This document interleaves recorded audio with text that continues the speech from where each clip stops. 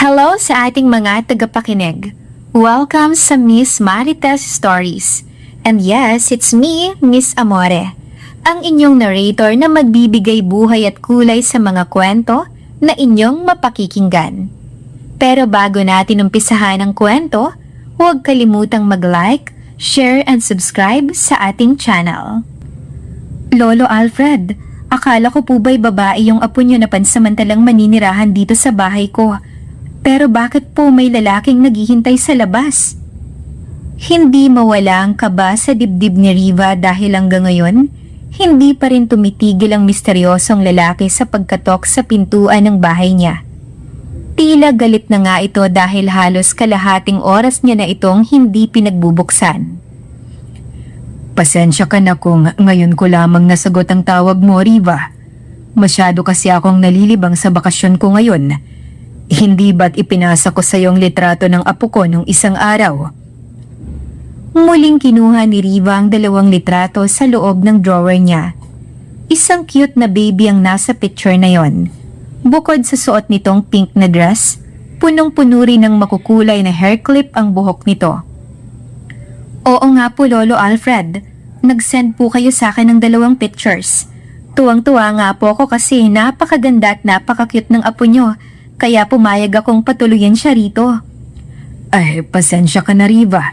Nakalimutan ko palang banggitin sa iyo ang tungkol sa apo kong si Kyle. Nung ipinanganak kasi siya, buong akala naming lahat ay babae siya.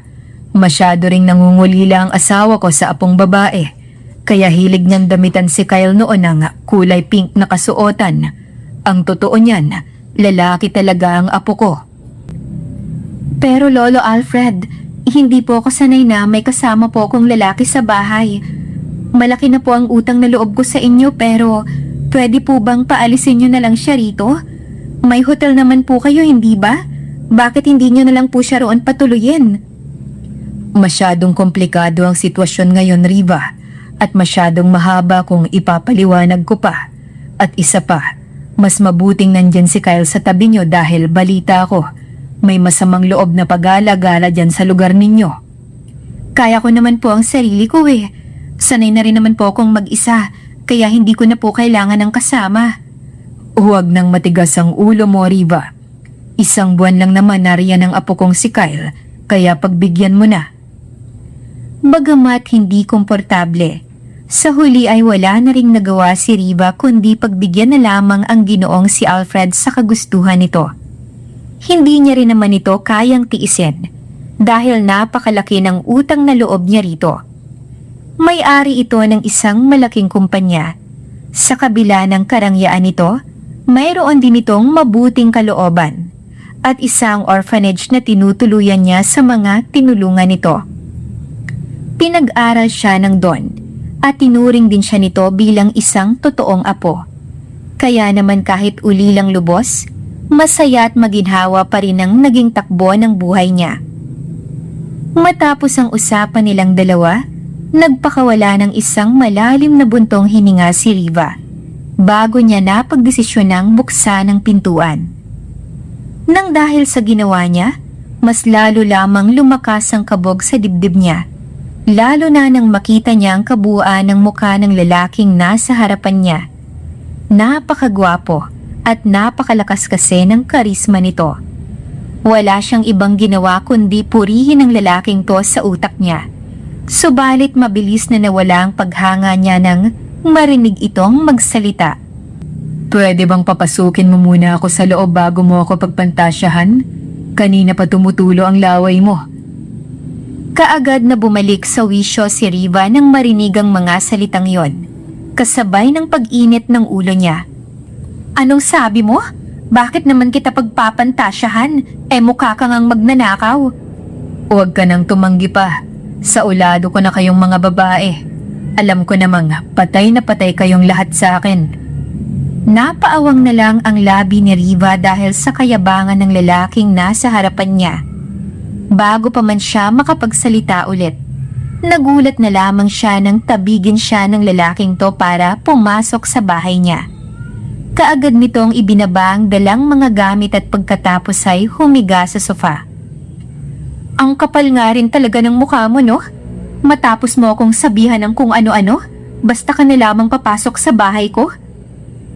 Nanatiling nakapikit si Kyle na parang hindi nito narinig ang lahat ng mga sinabi niya. Sa sobrang inis niya, hindi na siya nakapagpigil pa at sinipa niya ang binti nito. Ayokong magpatuloy ng mayabang dito sa bahay ko, kaya pwede ba umalis ka na lang? Marami namang paupahan sa paligid doon ka na lang tumuloy. Pagod ako, Riva. Mamaya mo na lang ako kausapin. Wala akong pakialam kung pagod ka. Umalis ka na rito bago pa ako tuluyang tumawag ng pulis. Matapos niyang sabihin yon, paulit-ulit niyang tinapik sa braso ang lalaki subalit hindi niya inaakala na mabilis itong makakatulog. Sa sobrang inis niya, muli niyang tinawagan ng Don para magsumbong pero hindi na ito sumasagot pa sa tawag niya. Habang pinagmamasdan niyang natutulog na lalaki, hindi pa rin talaga siya mapakali. Kinuha niya rin ulit ang mga picture sa drawer niya at ikinumpara niya ito dito. Doon niya napagtanto na ang mukhang babaeng batang nasa litrato at ang lalaking nasa harapan niya ay iisa. Napakaamo kasi ng mukha nito sa tuwing natutulog. Walang ideya si Riva kung sino ang lalaking pinatuloy niya. Bukod sa katotohanang apo ito ng ginoong si Alfred. Kaya naman sinubukan niyang hanapin ito sa internet.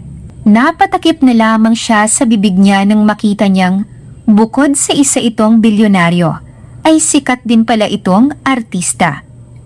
Mas lalong lumalim ang kuryosidad niya kaya't matapos niyang magluto ay muli niyang binalikan ng lalaki sa sala na noon ay gising na. Wanted ka ba kaya dito mo naisipang magtago sa bahay ko? Nakapamaywang niyang sinungitan ng lalaki ngunit nanatiling walang ekspresyon ang mukha nito. Ano bang sinasabi mo, Riva? Bakit ba napakasungit mo sa akin? Kailangan mo ba ng autograph? Sarkastikong napatawa si Riva sa sinabi ng lalaki. Hoy Kyle, para sabihin ko sa'yo, wala akong pakialam kung sikat kang artista o kung gaano ka man kayaman. Hindi ko lang magets kung bakit sa dinami-rami ng pwede mong tuluyan, dito pa talaga sa bahay ko. Napakalayo ng lugar na to sa syudad, kaya't posibleng may pinagtataguan ka nga. Mahinang natawa si Kyle sa sinabi niya, kaya't mas lalong dumagdag ang inis na nararamdaman niya. Ano bang nakakatawa? Ang lakas din talaga ng trip mo no? Talaga bang wala kang pakialam sa pagiging artista ko? Tignan mo nga yung kalendaryo mo. Ang napakagwapo kong mukha ang nakadisplay. Mabilis na nilamon ng hiya si Riva nang makita niya yon. Huli na nang mapagtanto niyang ang lalaking nasa harapan niya at ang mukha sa kalendaryo ay iisa. Kaagad siyang lumapit doon para tanggalin yon. Huwag kang assuming. Basta lang naman ako bumili ng kalendaryo sa palengke. Malay ko bang ikaw pala yan? Huwag ka nang magpanggap, Riva. Alam ko namang masayang-masaya ka ngayong nandito na ako. Kakantahan na lang kita araw-araw para naman ganahan ka sa pagsisilbi sa akin. Anong sinasabi mo? At talagang ginawa mo pa akong alila. Nahihibang ka na talaga. Ikaw na nga tong nakikituloy pero kung umasta ka, parang ikaw ang amo sa ating dalawa. Nagbibiro lang naman ako. Bakit ba napakainit ng ulo mo sa akin? Sino bang hindi init ang ulo sa'yo? Hindi mo sinasagot ang tanong ko. Bakit ka ba nandito? Ayokong madamay sa mga problema mo kaya kung wanted ka o kung may tinataguan ka man, pwede bang umalis ka na lang? Oo, may tinataguan nga ako. Pero huwag kang mag-alala. Sisiguraduhin kong hindi ka naman madadamay. Sabi na nga be, ang ganda-ganda ng buhay mo bilang artista. Tapos sasayangin mo lang lahat ng yon? Para sabihin ko sa'yo, malayong malayo ang buhay sa syudad kumpara rito sa probinsya. Siguradong maninibago ka. Tama ka, malayong malayo nga yun. Napakatahimik dito sa probinsya at tanging boses mo lang ang nangingibabaw. Unang araw ko pa lang rito pero mukhang nagugustuhan ko na. Nasaan na ba ang kwarto ko? Gusto ko nang matulog. Mabuti na nga. Naiinis lang naman ako tuwing nakikita kita. Kaya pumasok ka na lang sa kwarto mo at huwag ka nang lumabas. Sumunod ka sa akin at dalhin mo yung mga gamit mo. Naiinis na umalis si Riva sa harapan ni Kyle para pumunta sa magiging kwarto nito. Nakatapat lamang ng kwarto niya. Hindi naman malaki ang bahay niya kaya't sigurado siyang kahit anong pag-iwas ang gawin niya, magkikita at magkikita pa rin talaga silang dalawa. Sigurado ka bang ito ang magiging kwarto ko? Kitang-kita ni Riva ang matinding pagdududa sa mukha ni Kyle. Lalo na nang makita nito ang kabuuan ng ayos ng kwarto. Oo, nag-effort pa nga akong linisin yan at lagyan ng disenyo dahil buong akala ko babae ka. Kung hindi mo gusto ang pink na kwartong yan, sa labas ka nalang matulog. Napakamot naman ang ulo si Kyle na pumasok sa kwarto. Halos malula siya sa dami ng pink na disenyo. Bukod pa ron, nakadisplay din dito ang 2 litrato niya nung bata pa siya. Bigla niya tuloy na alala ang lola niya na paboritong-paborito siyang ituring na babae. Unang araw pa lang na wala siya sa syudad ay matindi na kaagad ang paninibago niya. Subalit hindi niya maitatanggi na napakaganda ng buhay sa probinsya. Sobrang tahimik kasi ron at malayo sa magulong buhay na kinagisnan niya. Kinabukasan maaga pa lang ay nagising na si Riva para diligan ng mga pananim niyang gulay. Subalit hindi niya inaasahan na paglabas niya, makikita niya si Kyle na nagsisibak ng kahoy. Lihim siyang napalunok nang makita niya ang pang-itaas na katawan nito dahil wala itong suot na damit. Bagamat pawisan, hindi niya maikakaila na napakagwapo talaga nito at pang-artistahin ng muka. Good morning, Riva. Siguradong maganda ang gising mo at ang napili mong almusal. Hindi ka ba nagsasawang tumitig sa akin?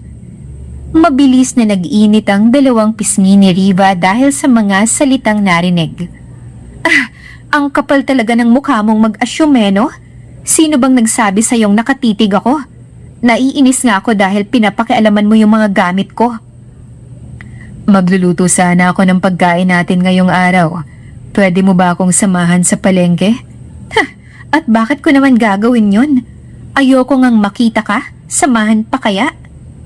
Nangako ka kay Lolo Alfred na ikaw na ang bahala sa akin, kaya dapat lang nagawin mo yun.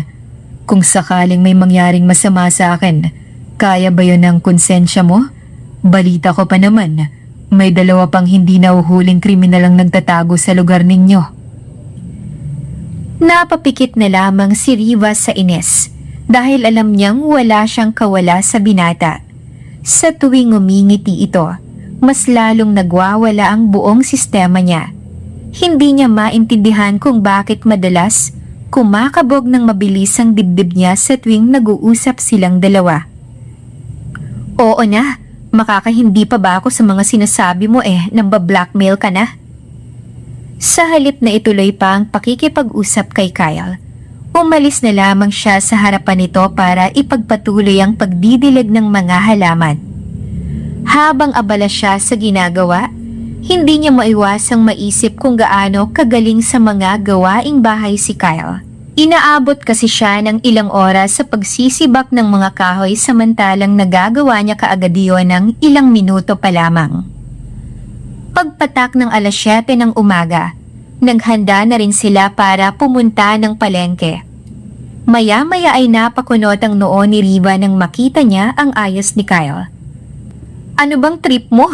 Bakit nakamask ka pa at nakakap? Baka mapagkamalan kang magnanakaw dahil yan sa suot mo. Baka nakakalimutan mong artista ako, Riva. Paano tayo makakapamalengke ng maayos kung pagkakaguluhan nila ako? Wow! Ang taas din talaga ng tingin mo sa sarili mo, no? Bahala ka nga dyan. Naunang naglakad si Riva at alam niyang nakasunod sa kanya si Kyle. Hindi naman kalayuan ng palengke mula sa tinitirhan nila. Isang sakay lang yon ng jeep. Mabuti na lang nang makarating sila sa sakayan, naghihintay na ron si Mang Isko. Nakangiti at mabilis niya itong binati. Kamusta na po kayo, Mang Isko? Ang tagal nyo rin pong hindi na masada. Sa awa ng Diyos ay gumaling na ako sa 1 linggong trangkaso, Riva. Ikaw, kamusta ka? Ilang linggo lang tayong hindi nagkita pero mukhang nakahanap ka na kaagad ng asawa. Masyado po talaga kayong mapagbiro, Mang Isko. Paano ko po ba magiging asawang mukhang hold-upper na lalaking to? Dahil sa sinabi niya ay mabilis na nagtanggal ng suot na mask at sombrero si Kyle at nakangiting bumati sa matanda. Magandang umaga po, Mang Isko. Oh, kay gandang lalaki naman pala nitong kasama mo, Riva. Mukhang artistahin. Bagay na bagay kayong dalawa. Oo nga po, Mang Isko. Sa tingin ko po ay bagay na bagay talaga kaming maging mag-asawa. Masyado lang po talagang pakipot itong si Riva. Napatawa na lamang ang matanda dahil sa kanilang munting usapan. Samantalang kanina pa umuusok ang ilong ni Riva dahil sa kayabangan ng lalaking katabi niya. Huwag po kayong maniwala sa kanya, Mang Isko. Kung katulad lang din naman niyang magiging asawa ko, mas mabuting tumanda na lang ako mag-isa. Sa panahon ngayon, Iha, wala nang kasiguraduhan ng lahat ng bagay.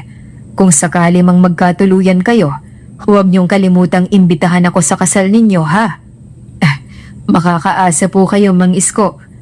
O siya, sige na. Sumakay na kayo sa loob para makaalis na tayo. Napailing na lamang si Riva sa mga kalokohan ni Kyle, kaya mas minabuti niyang hindi na lamang ito pansinin.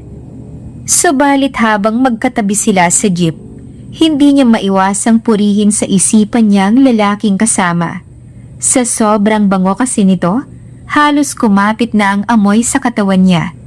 Mabuti na lang at mabilis lang ang kanilang naging biyahe, bago pa siya tuluyang mailang pa sa napakalapit nilang distansya. Bakit ba ang bilis mong maglakad, Riva?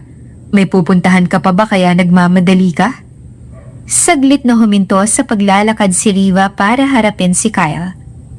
Ayokong makasama kita sa pamamalengke dahil baka kung ano pa ang isipin ng ibang tao tungkol sa atin.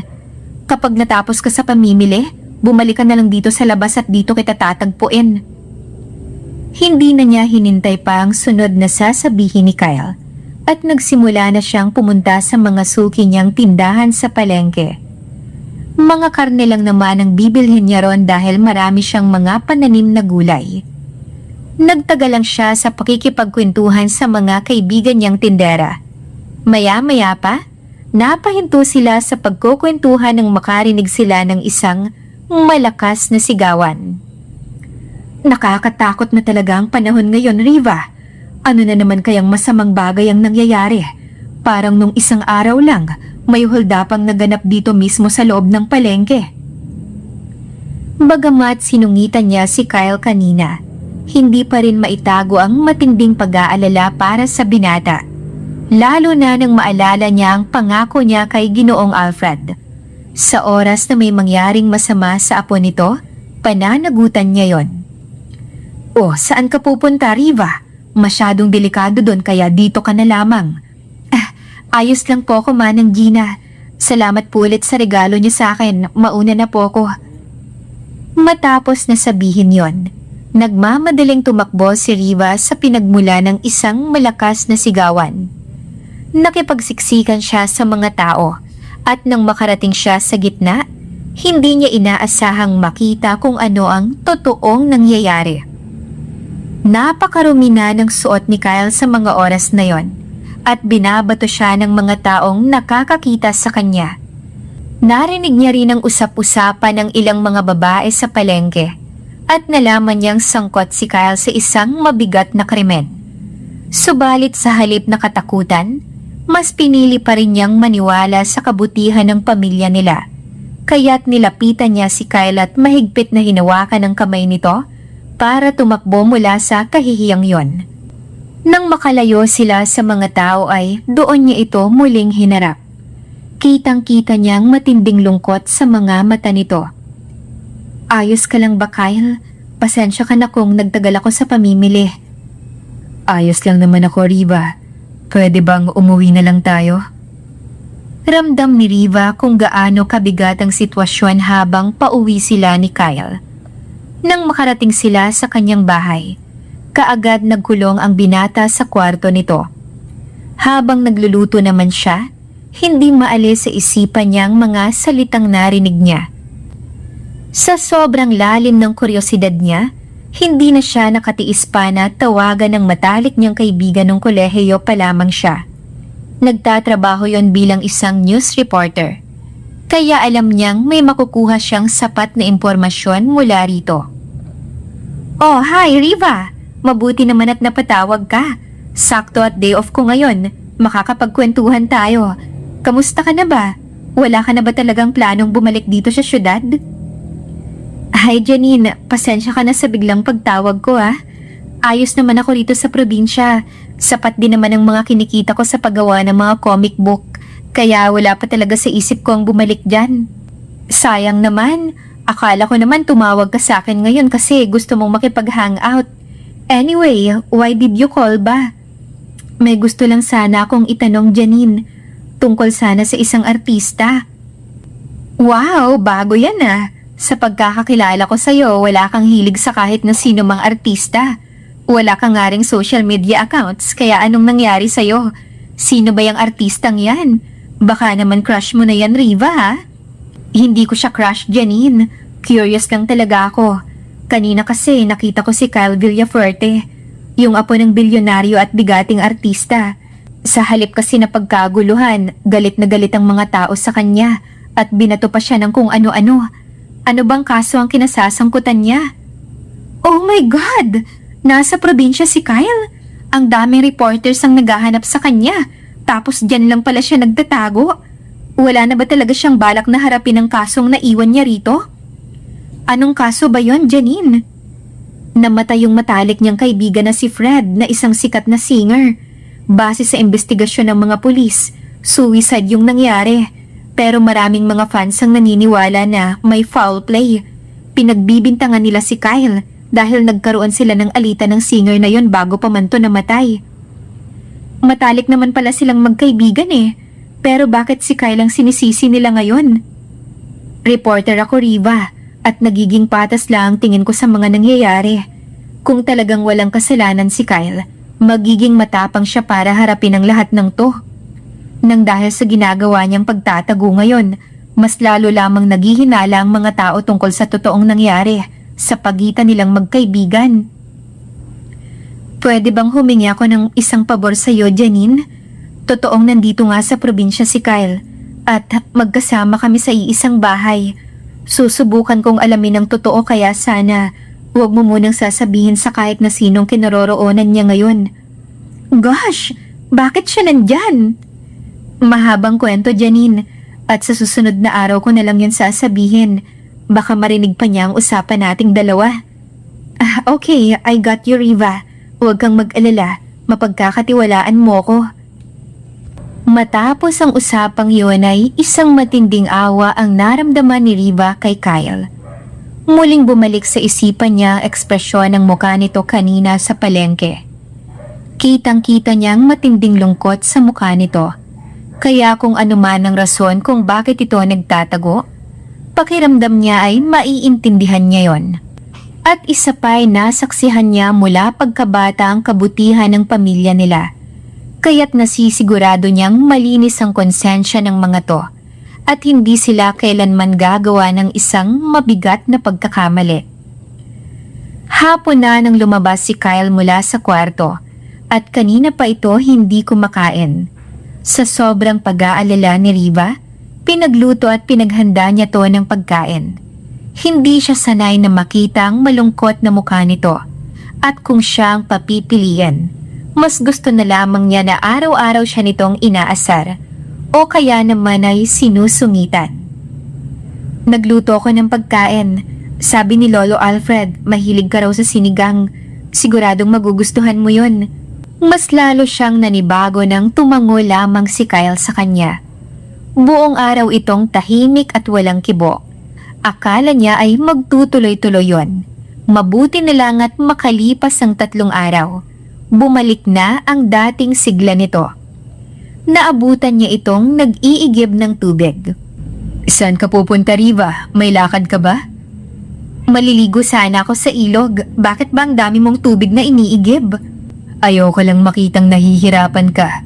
Sa susunod, ako na ang bahalang gumawa ng lahat ng mga mabibigat na gawaing bahay dito. At kung may kailangan ka, kumatok ka lamang sa kwarto ko. Sanay na ako sa kahit na anong uri ng gawain dahil ilang taon ko na rin naman yung ginagawa, Kyle. At isa pa, ayokong masanay na nandito ka. 1 buwan ka lang naman dito, hindi ba? Pwede namang 1 taon, baka mas lalo mo akong mamiss eh. Otomatikong nag-init ang pisngi ni Riva nang kindatan siya ni Kyle. Kaya't mabilis siyang nag-iwas ng tingin. Ewan ko sa'yo, bahala ka na nga dyan. Mauna ka na sa ilog, tatapusin ko lang tong ginagawa ko bago ako sumunod sa'yo. Hindi na sumagot pa si Riva at dire-diretso na lang siyang naglakad hanggang sa makarating siya sa ilog.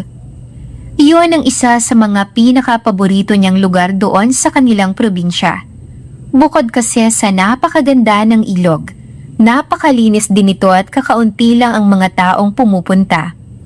Nang makarating siya ron, naabutan niyang naliligo ang mga pamilyar na bata na kapitbahay niya. Hello Ate Riva, nasaan po si Kuya Kyle?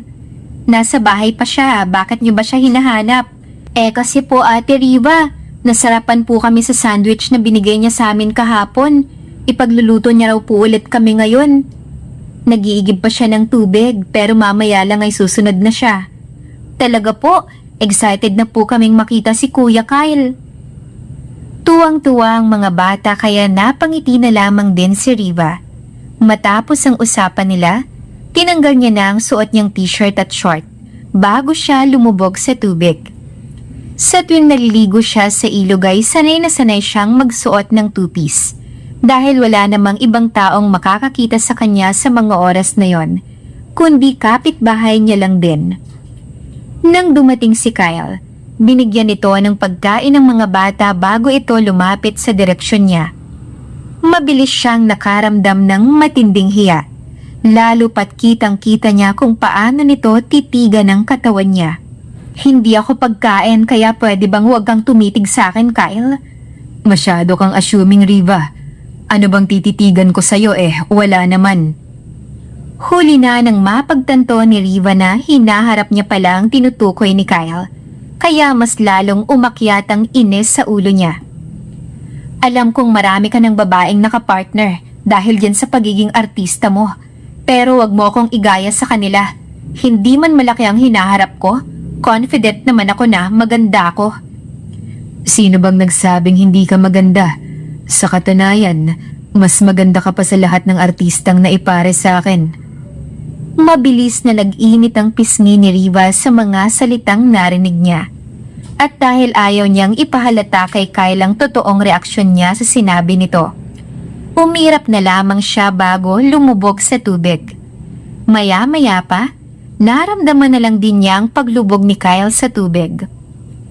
Ngayong malapit na sila sa isa't isa, mas lalong hindi mapakali ang sistema niya. Ilang beses siyang umiwas kay Kyle, pero kahit na anong gawin niya, talagang sumusunod ito sa kanya. May naging boyfriend ka na ba, Riva? Mas lalo siyang nagtaka sa mapaglarong ngisi nito. Doon niya lang din nakita ng mas malapitan ng katawan nito, kaya mas lalong bumilis ang tibok ng puso niya. Bagamat sobra siyang apektado sa presensya nito, pilit niyang pinakalma ang sarili at matapang na humarap dito. Ano ba klaseng tanong yan? Wala naman.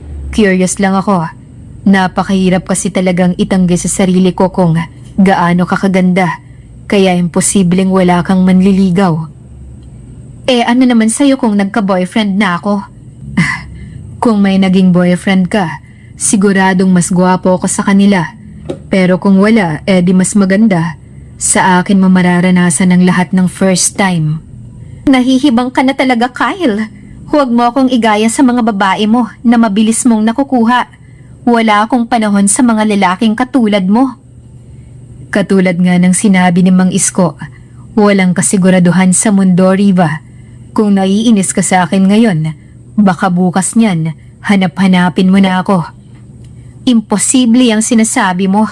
Hinding-hindi ako magkakagusto sa mukhang babaerong katulad mo. Artista ka pa naman. Kung magiging boyfriend man kita, baka mamatay lang ako sa selos kapag nakita ko ang mga babaeng kapartner mo. Kung magiging girlfriend kita, hindi ko naman gagawin ang lahat ng bagay na ayaw mo. Tantanan mo na ako sa mga ganyan mong salita, Kyle. Sayang lang ang effort mo dahil hindi mo ako makukuha. Sa hindi mabilang na pagkakataon, muling umirap si Riva bago siya lumubog sa tubig at lumangoy palayo kay Kyle. Hindi niya maintindihan ang sarili niyang nararamdaman. Pero pinangako niya sa sarili niya na pipigilan niya yon bago pa man mahuli ang lahat. Subalit habang lumilipas ang mga araw na magkasama sila sa iisang bubong, mas lalo lamang lumalalim ang nararamdaman niya para kay Kyle. Lalo pat maalaga ito sa kanya. Madalas siya nitong pinagluluto at masipag din ito sa gawaing bahay. Higit pa ron, madalas din itong pinupuri ang mga comics na gawa niya. Kaya mas lalong tumataas ang kumpiyansa niya sa sarili. Napakagaling mong mag-drawing at gumawa ng kwento, Riva.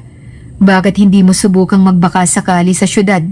Sa talento mong to, sigurado akong maraming oportunidad ang naghihintay sa iyo ron. Hindi ko naman kailangan ng maraming oportunidad, Kyle. Masayang-masaya na ako sa simpleng buhay ko ngayon. Ikaw ba? Tutuloy ka pa ba sa pag-aartista? Hindi ko naman talaga yon pinangarap, Riva. Bakit naman hindi? Sikat na sikat ka nga eh. Marami ring tao ang nagmamahal sa'yo dahil sa talento mo. Hindi na ako babalik sa dati kong buhay, Riva. Ayoko nang bumalik sa masalimuot na pangyayaring yun. Dahil ba maraming galit sa'yo? O baka naman dahil sa kaso mo ngayon na pilit mong tinatakasan? Hindi habang buhay matatakbuhan mo ang mga pangyayaring yon, Kyle. Nang nakita ni Riva ang matinding lungkot sa mukha ng binata, nangingilid din ang mga luha sa mga mata nito na para bang may isang mabigat na pangyayaring bumalik sa isipan niya. Maraming salamat, Riva. Para saan, Kyle? Narinig ko ang usapan ninyo sa telepono ng kaibigan mo noon. Sa simula pa lang, alam mong isang mabigat na kaso na ang pilit kong tinatakasan. Pero pinatuloy mo pa rin ako rito at hindi mo man lang ako pinagdudahan. Wala naman ako sa posisyon para husgahan ka, Kyle. At isa pa, suicide naman ang nangyari sa kaibigan mo. Kaya bakit sa'yo nila ibinubunto ng lahat ng galit nila? Malaki naman talaga ang kasalanan ko kay Fred noon. Ako ang huling taong tinawagan niya. Pero dahil sa pride ko, hindi ko nasagot ang tawag niya. Kung sakaling nagawa ko siguro ang bagay na yon, baka buhay pa siya hanggang ngayon. Iyon ang pinakamalaking pagsisisi ko sa buong buhay ko, Riva. Wala kang kasalanan, Kyle. Napakabait mong tao, kaya sigurado kong naging mabuting kaibigan ka kay Fred. Kilala ko si Fred bilang isang lalaking masiyahing tao, kaya't hindi ko inakala na napakabigat na pala ng pinagdadaanan niya sa pamilya niya. Hindi ako naging mabuting kaibigan sa kanya dahil hindi ko man lang siya nadamayan sa mga problema niya. Yung mga panahon na mainit ang ulo niya at madalas sumisigaw, hindi ko man lang naintindihan ang mga bagay na yon. Kasalanan ko ang lahat. Ako ang dahilan kung bakit siya nawala. Pansin ni Riva ang matinding pagpipigil ng emosyon ni Kyle, kaya't lumipat siya sa pwesto nito para tabihan ito sa sofa. Mahigpit niya ring hinawakan ang kamay nito. Kung nasaan man si Fred ngayon, alam kong hindi siya magiging masaya dahil ikinukulong mo pa rin ang sarili mo sa nakaraan, Kyle. Alam kong matapang ka. Kaya mong harapin ang lahat ng to. Hindi tama na suluhin mo ang lahat ng galit nila dahil wala silang alam kung gaano kabigat ang nararamdaman mo. Natatakot ako, Riva. Sobrang sakit mawala ng isang malapit na kaibigan. Nakita kong walang buhay si Fred at ayokong ungkatin ang lahat ng yon sa harap ng maraming tao. Hanggang ngayon, hindi ko pa rin matanggap ang lahat ng mga nangyari. Ayokong umiyak sa harapan nila. Pinalaki ako ng mga magulang ko bilang isang matapang na lalaki at hindi ko gusto na makita nilang mahina ako. Hindi naman senyales ng kahinaan ng pag-iyak, Kyle. Habang pilit mong tinatakasan ang lahat ng to, hindi ka magiging masaya. May tiwala ko sa'yo. alam kong malalampasan mo ang lahat ng to. Hindi na napigilan pa ni Riva ang kanyang sariling yakapin si Kyle. Habang yakap niya to, ramdam niya ang bigat ng pinagdaraanan nito habang umiiyak. Mabigat din ang pakiramdam niyang makita ito sa isang napakahirap na sitwasyon. Kaya't sa puntong yon, sigurado na siya sa totoong nararamdaman niya. Unti-unti na niyang nagugustuhan ang lalaking labis niyang kinaiinisan noon. Kinabukasan ay gusto niyang sorpresahin si Kyle sa pagluluto ng mga paborito nitong pagkain. Subalit naubusan na pala sila ng mga stock ng pagkain sa ref. Bagamat dumidilim na ay sumaglit pa rin siya sa palengke upang mamili. Subalit hindi niya inaasahan ang biglang pagbuhos ng malakas na ulan, kaya't natagalan siya sa biyahe. Inabot na rin siya ng gabi kaya't nagmamadali siyang naglakad pa uwi. Maya-maya pa, bigla na lamang siyang napasigaw ng may isang lalaking sumulpot sa harapan niya, habang ang isa pang lalaki ay nasa likuran niya. Mabilis nitong tinakpa ng isang panyo ang bibig niya. Gustuhin man niyang magpumiglas, hindi niya na yon nagawa dahil ramdam niyang matinding panghihina ng katawan niya, hanggang sa tuluyan na siyang nawalan ng malay. Samantala, labis naman ang pag-aalalang naramdaman ni Kyle, lalo pat isang oras na ring hindi nagigising si Riva. Nang bahagya itong gumalaw, mahigpit niyang hinawakan ang kamay nito hanggang sa tuluyan na itong maalimpungatan. Anong nangyari, Kyle? Nasaan na yung mga lalaking bigla na lamang sumulpot sa harapan ko? Nadakip na sila ng mga pulis kanina. Kumusta ang lagay mo, Riva? May masakit ba sa'yo? Gusto mo bang dalhin kita sa ospital? Ayos naman ako. Medyo masakit lang sa ulo yung amoy ng panyo kanina.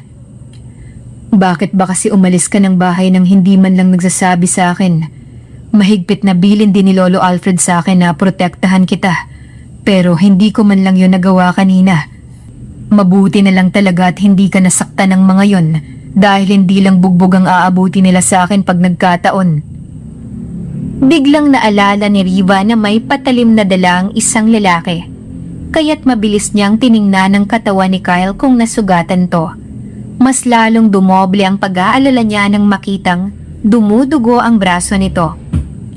Ang lalim ng sugat mo, Kyle. Ano ba kasing nangyari kanina? Bakit hindi mo man lang sinabi sa akin na nasugatan ka? Mabilis na tumayo si Riva para kunin ang medicine kit sa drawer niya. Huwag kang mag-alala, ayos lang naman ako. Kaunting sugat lang to. Mas malala pa nga ang inabot nila sa akin eh. 2 na sila pero nagawa ko pa rin silang talunin. Masyado silang mahihina, Riva. Kaya nagtataka nga ako kung bakit nahirapan ng mga pulis na hulihin sila eh. Natatawang pagkukwento ni Kyle, kaya't mas lalong sumama ang timpla ng mukha ni Riva.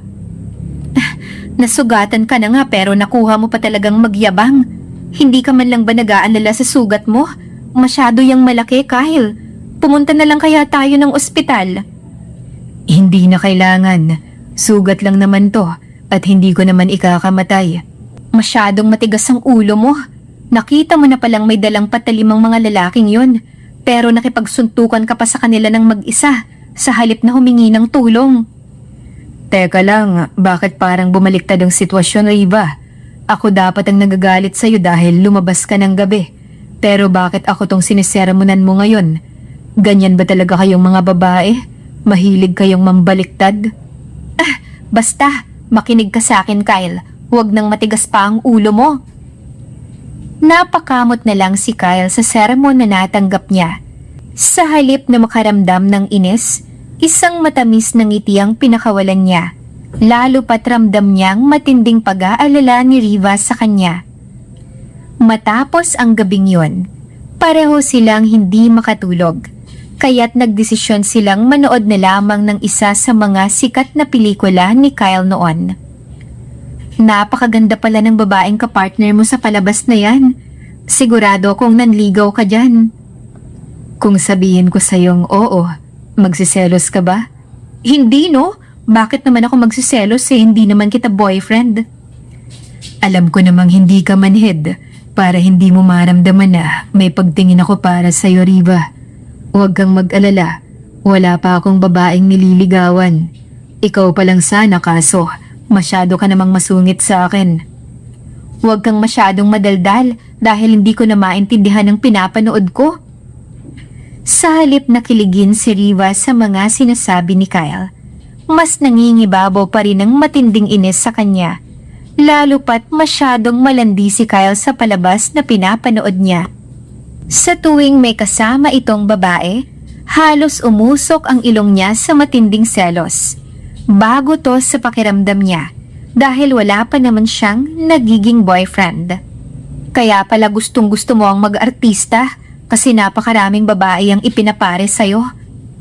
Normal lang naman yon, Riva. Dahil parte yun ng trabaho ko. Anong normal?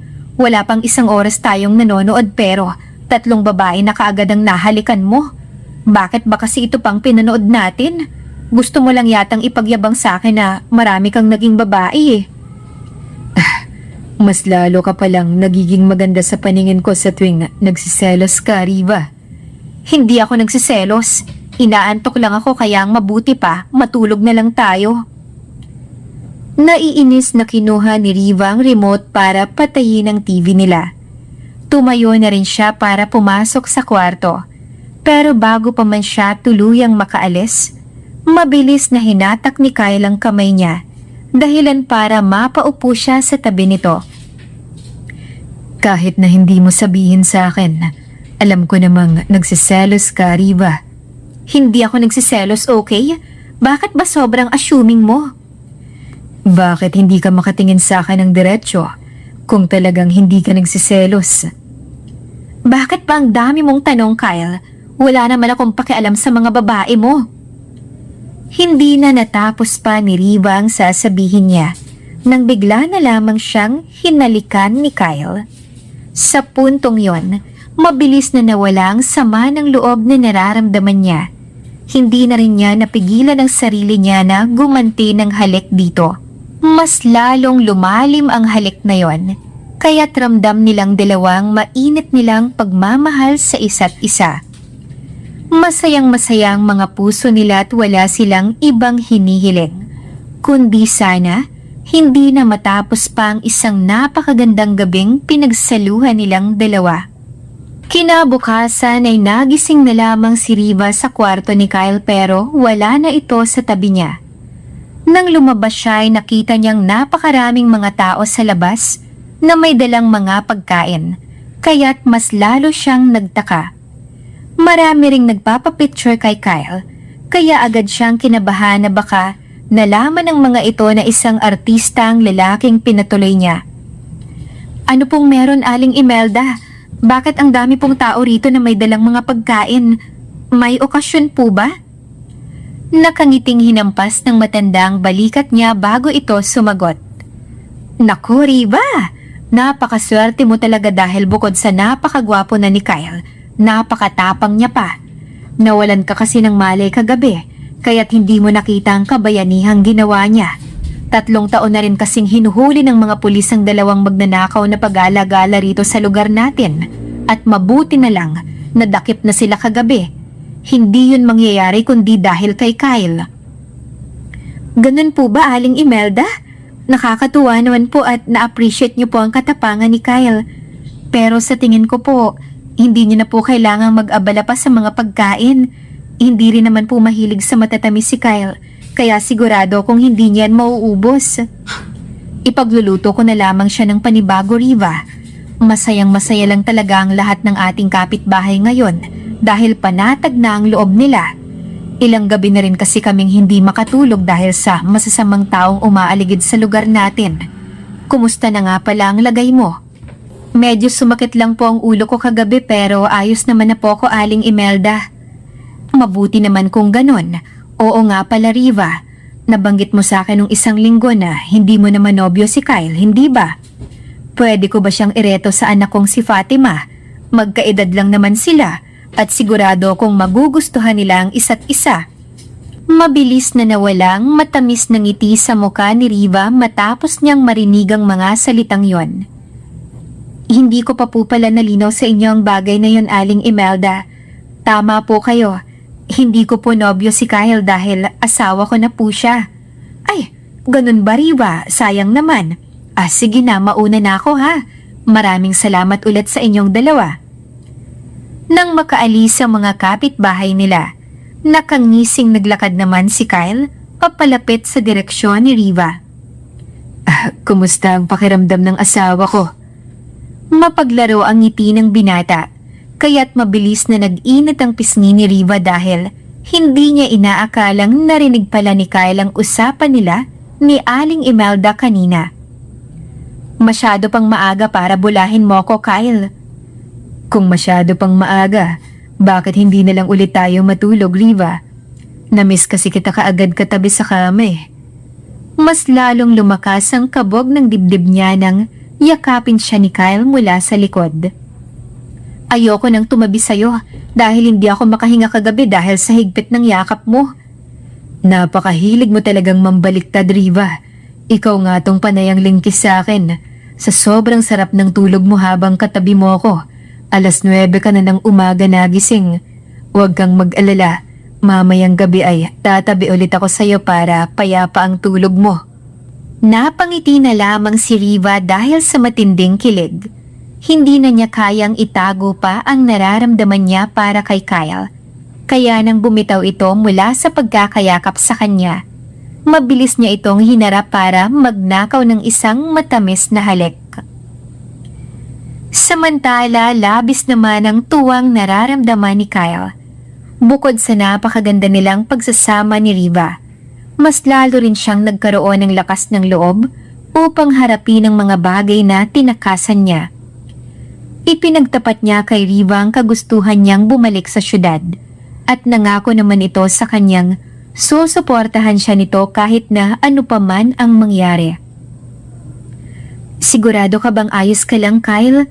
Napapansin kong kanina ka pa hindi mapakali. Ayos lamang ako, Riva. Naisip ko lang na mahigit 1 buwan din akong hindi humarap sa kamera, kaya alam kong maninibago ko. Mahigpit na hinawakan ni Riva ang kamay ni Kyle upang pakalmahin ito. Normal lang naman nakabahan, pero sa tuwing hindi maganda ang lagay ng pakiramdam mo, tumingin ka lang sa akin dahil hindi naman ako aalis sa tabi mo. Napangiti si Kyle sa mga salitang binitawan ni Riva. Biglang sumagi sa isipan niya na kung hindi dumating sa buhay niya ang babaeng to, hindi na muling lalakas pa ang loob niya. Gagawin niya ang bagay na yon hindi para sa kanyang sarili, kundi para kay Riva upang magkaroon siya ng isang tahimik na buhay kasama siya. Marami ang nagulat sa biglaang pagbabalik niya. Ipinagtapat niya ang totoong nangyari sa media. Masakit mang balikan ng isang mabigat na alaala sa pagkamatay ng matalik na kaibigan niya. Pilit niyang tinatagan ang loob niya. Bukod sa pagkukwento tungkol sa lahat ng mga pinagdaanan nila ng kaibigang si Fred, ipinagtapat niya rin sa lahat ng mga taong nanonood ng interview niya ang tungkol sa desisyon niyang tumigil na lang sa pag-aartista at pati na rin ang tungkol sa babaeng nagpapatibok ng puso niya. Maging si Riva hindi inaasahan ang pangyayaring yon. Habang hinihintay niyang matapos ang usapan ni Kyle at ng manager nito, hindi niya inaasahang isang babae ang lalapit sa kanya. Si Nadia. Pamilyar siya rito sapagkat nakasama nito si Kyle sa napakaraming blockbuster movies. I can't believe na basta na lamang pumatol si Kyle sa isang low-class na katulad mo. Ano bang gayumang pinainom mo sa kanya? At pati ang pag-aartista ay kaya niyang isuko para lang sa'yo. Sa maniwala ka man at sa hindi, maging ako ay nagulat sa desisyon niya. Hayaan mo, kakausapin ko siya mamaya. Dahil alam kong bago lang ako dumating sa buhay niya, pag-aartista na ang pangarap niya. Mabuti naman at gumagana pa pala yung utak mo. Napakaraming haters ni Kyle, pero after his interview, sigurado akong mas dadami ulit ang fans niya. At isa pa, Marami pa kaming movies together na naka-line up. Huwag kang epal, okay? Nang dahil sa mga salitang yon, nagpantig ang tenga ni Riva, kaya't hindi na niya napigilan pa ang kanyang sarili. Alam mo, pinagpapasensyahan lang kita kahit papano. May konti pa akong respeto sa'yo. Pero sino ka ba sa tingin mo? Bukod sa katrabaho ka ni Kyle, ano pang papel mo sa buhay niya? Wow! Tinatanong pa ba yan? Ako lang naman ang nagpaganda sa career niya. Kundi dahil sa love team namin, hindi siya sisikat. Eh ikaw, sino ka ba? Sa tingin mo ba itatagal yung relasyon ninyo? Kilala ko pa naman si Kyle at alam kong napakabilis niyang magsawa sa babae. Sa'yo na mismo nang galing ang sagot sa tanong ko. Ka-love team ka lang, hanggang katrabaho ka lang. Kung may epal man sa ating dalawa, ikaw yun. At isa pa, kasalanan ko bang mas masaya sa akin si Kyle kaysa makasama ka sa trabaho? Anong sabi mo? Akmang mananampal na sana si Nadia, pero mabilis na nahawakan ni Riva ang kamay nito. Uulitin ko, Nadia, katrabaho ka lang. Girlfriend niya ako. Matuto kang lumugar. Umuusok ang ilong na iniwan ni Riva ang tulala na si Nadia. Sakto namang natapos na sa pakikipag-usap si Kyle sa manager nito, kaya't sinalubong siya nito ng isang matamis na halik. Kitang-kita iyon ni Nadia, kaya mas lalo itong nainis. Napakaganda ng ngiti mo ngayon, love ah. May nangyari bang maganda habang wala ako sa tabi mo? Wala naman, love. May itinapon lang akong basura. Mas lalong napangisi si Riva dahil sa pagpaparinig niya. Nagugutom na ako. Saan ba tayo kakain? Hinihintay na tayo sa mansyon ni Lolo Fred, love. Sinadya niyang umuwi para salubungin tayo. Talaga, love? Ang tagal na rin naming hindi nagkita ni Lolo Alfred. Excited na akong makasama ulit siya. Hindi magkamayaw ang tuwang nararamdaman ni Riva. Napakasaya ng araw na to para sa kanya. Dahil kitang-kita niya rin kung gaano kaaliwalas ang mukha ni Kyle. Matapos ang kanilang maikling biyahe, nakarating na rin sila sa mansyon. Sa bungad pa lamang ng pintuan ay nag-aabang na sa kanila ang Don. Halos magtatalon sa tuwa si Riva nang yakapin niyang matandang nagbigay sa kanya ng isang magandang buhay. Sobra ko po kayong na-miss, Lolo Alfred. Bakit po parang paurong ang edad ninyo? Mas lalo po kayong nagmumukhang bata ngayon.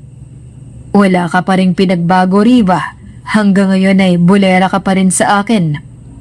Totoo naman po ang sinasabi ko eh. Napakagwapo niyo po ngayon. Hindi na po ako magtataka kung saan nagmana si Kyle. Napatawa na lamang ang matanda dahil sa natanggap niyang papuri. Mabuti naman po at nakauwi na po kayo ng mansyon, Lolo.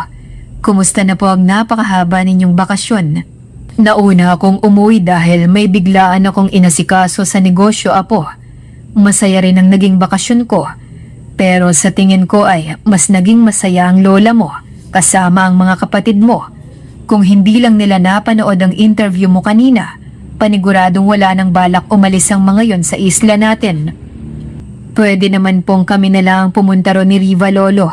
Para naman maipakita ko rin sa kanya ang napakagandang hotel natin doon. Hindi papayag na hindi umuwi ang mga yon, apo. Lalong-lalo na ang lola mo.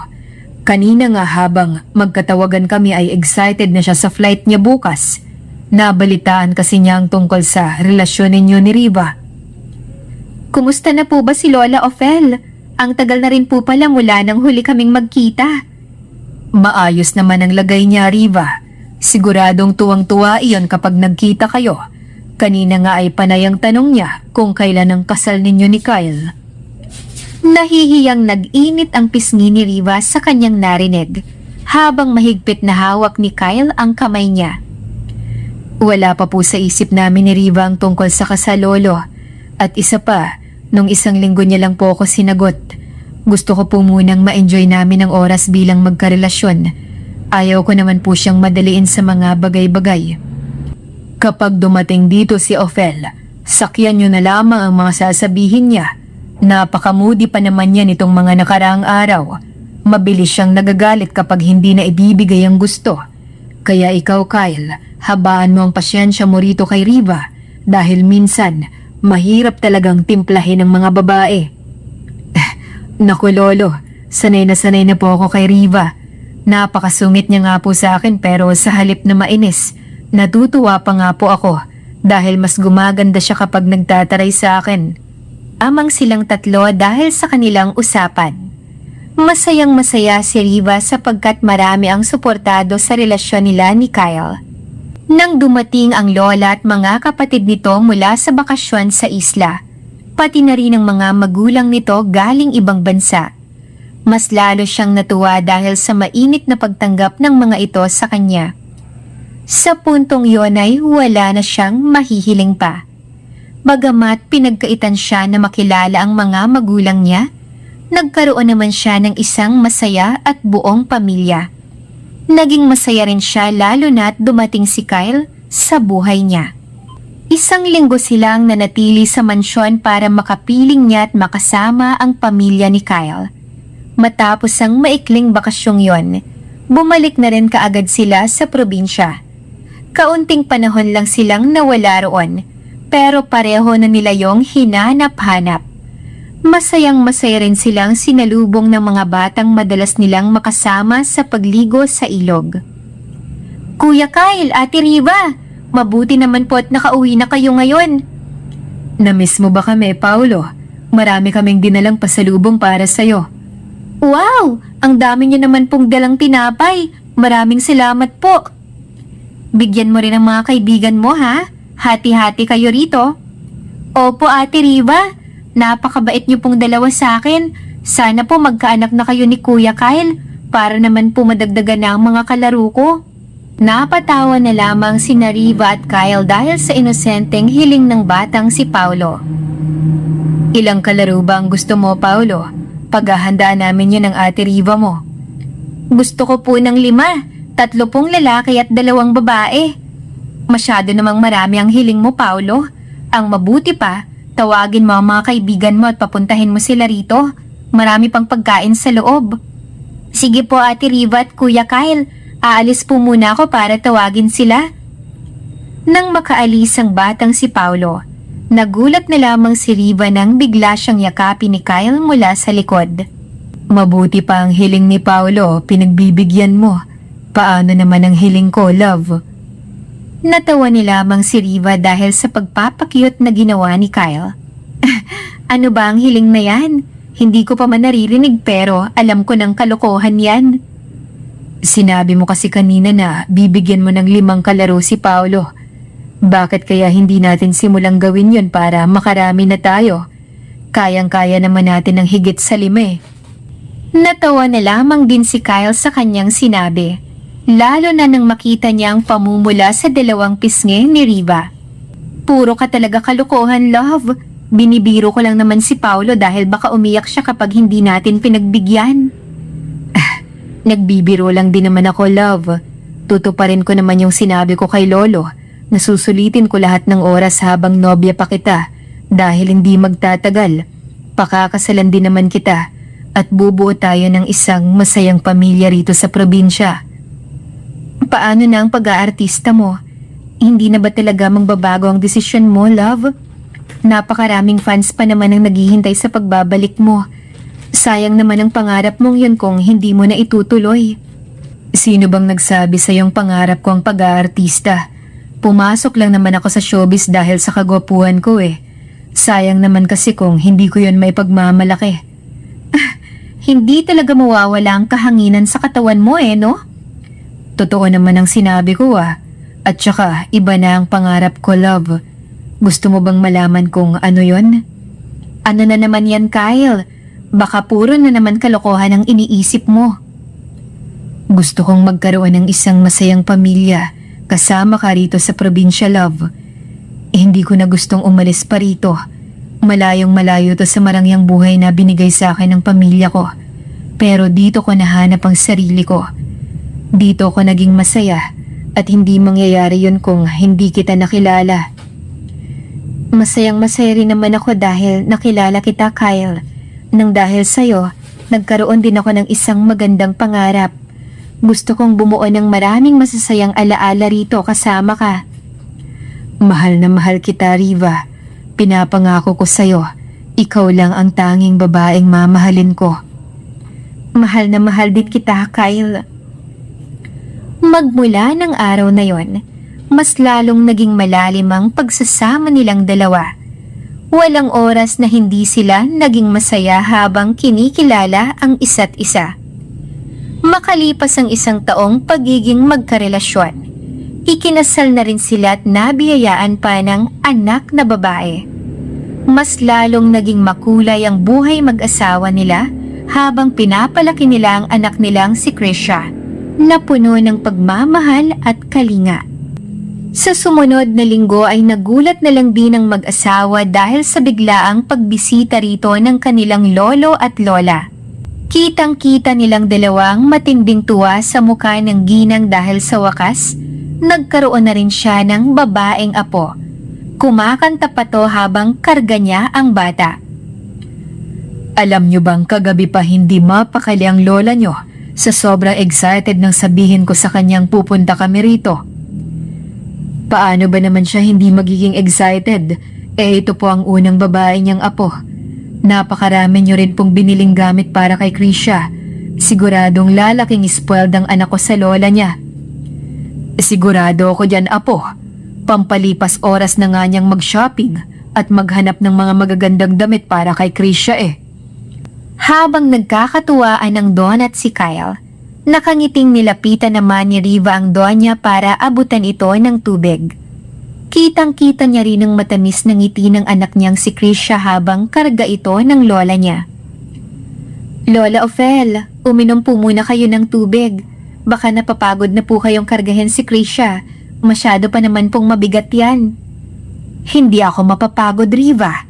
Lalo pat napakagandang bata nitong apo ko. Sinabi ko na nga ba eh. Nung pinakilala ka ni Kyle sa akin bilang girlfriend niya, malakas ang kutob ko na bibigyan mo ko ng isang apong babae. Natutuwa nga po ko eh. Alam ko po kasing hindi ko na kailangan pang mag-alala para kay Krisha. Lalo pat kapag lumaki siya, alam kong hindi siya pababayaan ng mga lalaki niyang pinsan. At oo nga pala, Riva, gusto ko sanang sama-sama tayong magpasko sa mansyon para naman makapiling ko lahat ng mga apo ko. Oo naman po, Lola. Nagpaplano na rin po kami ni Kyle kung ano ang ireregalo namin sa mga pamangkin niya. Mabuti naman kung ganon. Aasahan ko yan, Riva. Walang kapantayang kasiyahang nararamdaman ni Riva sa puntong yon. Lalo pat nang makita niya ang pagmamahal ng pamilya ni Kyle sa anak niya. Ni minsan, hindi niya naramdamang malayo ang agwat nila ng mga to. Dahil kahit napakahirap ng buhay na pinanggalingan niya, tinanggap siya ng mga to ng buong puso. Bakit ka umiiyak, love? May masakit ba sa'yo? Huli na nang mapagtanto ni Riva na tumutulo na pala ang mga luha niya habang pinagmamasdan niya ang Don at Donya habang karga ang anak nila. Masaya lang ako, love. Nakakatuwa kasi talaga ang lolo at lola mo. Bagamat marami silang mga bagay na hindi pinagkakasunduan, hindi sila naghihiwalay. Sana maging katulad din nila tayo, Kyle. Mahigpit siyang niyakap ni Kyle para patahanin. Huwag kang mag-alala, Riva. Pinapangako kong magiging isang mabuting asawa ko sa'yo at hindi kita bibigyan ng sakit ng ulo. Gagawin ko lahat para maalagaan ko kayo ng maayos ni Krisha at ng magiging anak pa natin. Mahal na mahal kita, Riva. Maraming salamat sa lahat, Kyle. Mahal na mahal din kita. Sa paglipas ng mga taon, mas naging masaya ang takbo ng buhay nila. Lalo pa nang biyayaan pa sila ng 2 pang anak na babae. Ipinangako nilang mag-asawa sa kanilang sarili, na bagamat busog ang mga anak nila sa karangyaan, busog din ang mga to sa mga kagandahang asal. Para kay Riva, wala siyang maipagkakaloob na mamahaling pamana sa mga anak niya, kundi ang mabuting aral tungkol sa pagpapakumbaba at pagmamalasakit sa ibang tao. Ipinangako niya rin sa kanyang sarili na magiging mabuti siyang ilaw ng tahanan upang mas lalong sumaya ang lumalaki nilang pamilya. Wakas.